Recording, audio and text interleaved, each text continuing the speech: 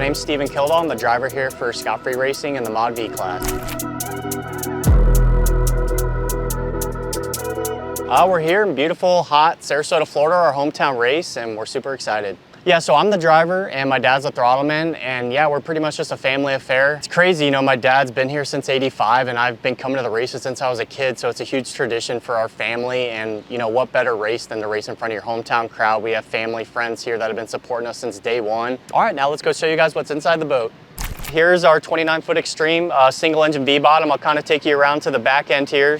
Sometimes we refer to this as the business end, but as you can see, we got our right off the bat, you can see our trim tabs. We'll use this to kind of help the attitude of the boat. If it's a little bit bumpy and we missed our weight setup a little bit and we need to keep the bow down, my dad can raise and lower these anytime during the race to help keep the attitude of the boat where we need to be. And then this is our outdrive, and obviously the propeller will attach here. And the same thing with the trim tabs, my dad can control the angle of the outdrive to help with the attitude of the boat. If he trims the outdrive up, the bow of the boat will rise a little bit. If he trims it down, the bow will go down. Like I said, that's all key on what the water conditions are. If it's calmer, you'll trim the outdrive up a little bit more.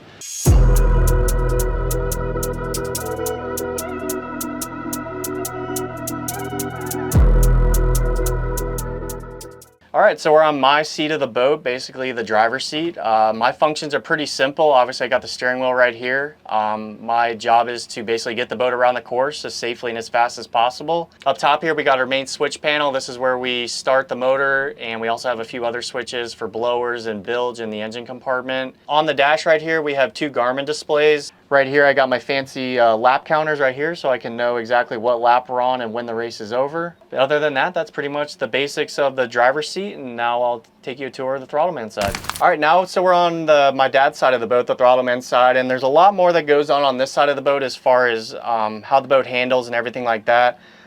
First off, we'll start on the main things. Obviously, we got our throttle and shifter right here, put the boat in forward and reverse, and then obviously this is for the speed. Right here on the dash panel right here, obviously we have our gauges and our race back display. This will give us all the main functions of the engine if anything's going wrong. Up on the dash right here, we have our trim tab and drive indicators, like I explained to you when we were at the back of the boat. That lets him know what angle the tabs and drive are, if they're up or down, and he can monitor that throughout the race and make adjustments. Now here on the left side here, this is also, we have switches over here. We got two switches for the trim tabs. The tabs that I showed you in the back, he can go up or down with them. And then the middle red switch right here, he can go up and down with the outdrive. This toggle switch right here controls our ballast tank, which is in the front of the boat. If we need to pump ballast in the boat, we can actually push this handle in, and that'll force water into the bow of the boat if we need to have more weight in the front.